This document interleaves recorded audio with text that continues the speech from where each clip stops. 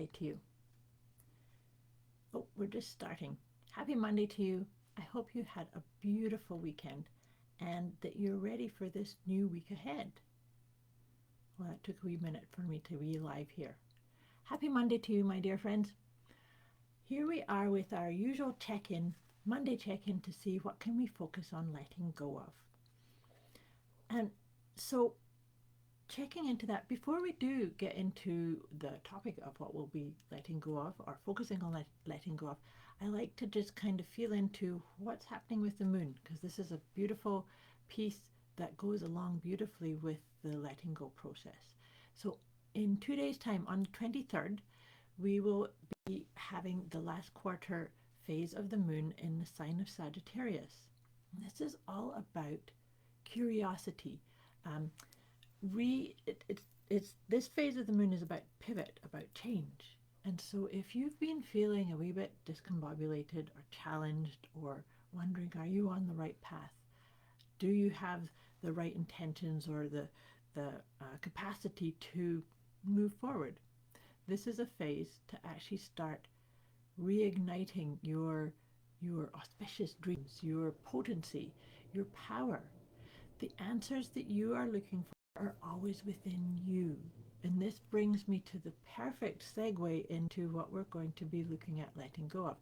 So this week, as we embrace that last quarter moon and really feel into the words that you speak about yourself, to yourself, the words that you use just in all communications, super, super important to be aware of the power of your own intent. And this is about you really healing the relationship you with you.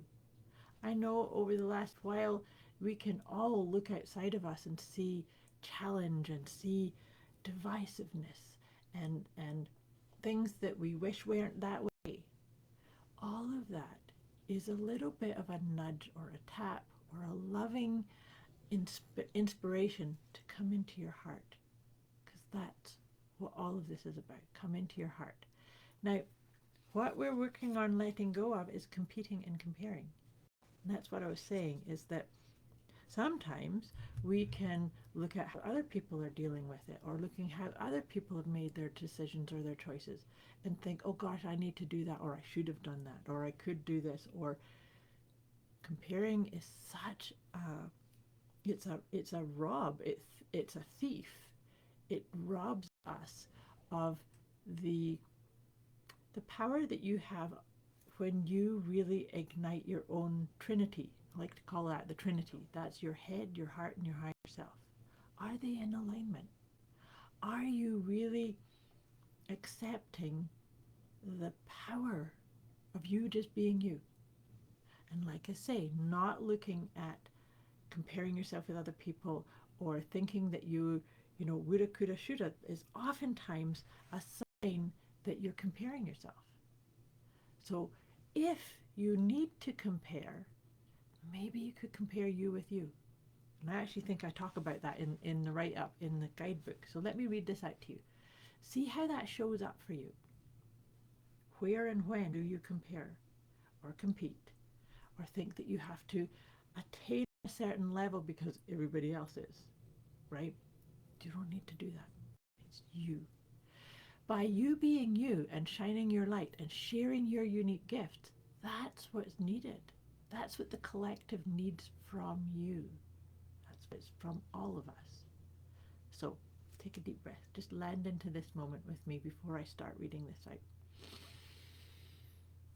And just see, can you allow yourself to settle even deeper into your own truth? The truth that is you, your uniqueness. So let me read this out to you. Competing is a big part of why people feel so much stress in life. It is often what drives people to addictive behavior and other vices to allow them to keep up with the standard that they have set to try and get ahead or to succeed and do better. We all do it or have done it at some point in our lives. We compare ourselves to others, and then we gauge where we are based upon what we observe them doing. Our minds want to rank and file and organize information. Our minds want to know where we fit into the scheme of things. So we need to give it something to do. So instead of training it to stop comparing altogether, this is what I was leading on to when I realized it's actually written in here. So instead of trying to stop comparing altogether, why not simply redirect that comparison to a past and present self and keep the comparison within you? We are always becoming more aligned, more connected to our essence, to our core, to our soul. Who you are today is a result of the decisions you made yesterday. We are always in a state of creation. We decide and then we decide again. And the direction is always toward personal growth and expansion. It is our human nature to expand. Yes, to expand, to become, to get more aware of what is our uniqueness. What you called upon? What did you sign up to this game of life for? Each one of us, every single being on this planet, we all signed up for this. So what did you sign up for? Did you sign up to share a gift, to hold space, to shine light, to experience a specific type of scenario or situation or relationship or not relationship? Does relationship with you? It's time for inventory. That's what this Sagittarius last quarter phase of the moon is the best time, really good time this week to start feeling into that. Maybe you could start journaling. Maybe you could start thinking about yourself in a wee bit of a different way. Maybe you could start adding some new self-care routine, or just check in. Doing a wee inventory of how you look after yourself is a really good piece too. So all that being said, I was just shuffling the tarot cards because I like to pull one tarot card to help us with this letting go piece. We're letting go of comparison and competing, and then I'll pull 3 angel cards to support that. Excellent. It's actually the King of Cups. So being a king, it's the masculine energy, which is the doer, the creator, the thrust forward and get things done. So the aspect of you, we all have masculine and feminine within us. But what this is inviting you to do is to check in with your feelings. You know, oftentimes I say this to clients is a question that I love to use when making a decision, when making a choice or a direction or assessing if something's right for me or not, is to ask, how does this make me feel about me? That's a very King of Cups kind of energy, because it's checking in with my feelings before I get up and start getting into action. And because our feelings, that's our guidance system.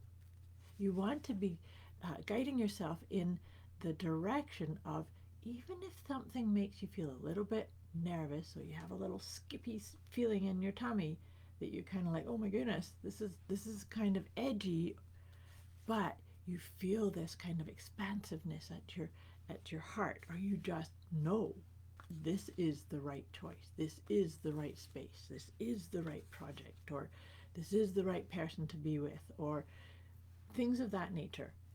And so allowing that to help you navigate is such a powerful piece. So see, how can you bring that more into you? And as I've said on these videos, letting go is sometimes quite simple. It can sometimes just be an awareness. Yes, I have that propensity. And then having that awareness is enough to just say, I don't need to do that anymore. Other times you need to go at it a little bit more in depth. And so journaling or using affirmations or mantras or asking for help. So if you need more support or more clarity or ideas on this idea of letting go, especially this one's a big one. It's kind of sneaky as well, the competing and comparing. Sometimes we can get so carried off by it and caught up by it before we even realize that that's what we've done.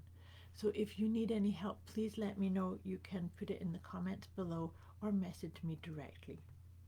So all that being said, let's have a look at what angel cards will come up to help us with this. And it's beautiful. The first one is music. Music is such a beautiful way to allow yourself to soothe yourself, to calm yourself. Maybe if you're feeling a wee bit stressed, or you're feeling like there's chaos around you, maybe it's time to just put some earbuds in and soothe yourself with your favorite kind of music. And also nature. Nature for you, how can you bring more of that into your life too? You know, if things are feeling a little bit stressful, going for a walk in the woods, or just even contemplate, like if it's really cold and you know don't want to go outside, then can you sit and reflect upon a plant or a tree or something that's in nature, or even just a picture of it, just to help soothe your core. And of course, all of this is friendship. How can you assess and optimize you being your own best friend? That's what a lot of these tips are about, is you being your own best friend so that you can be aligned with your own truth. You can share your powerful gifts, your uniqueness. So all that being said, I wish you a beautiful week ahead. Like I said, if you need any help or support, or if I can be of any support to you, please let me know in the comments below or message me directly. Much love to you.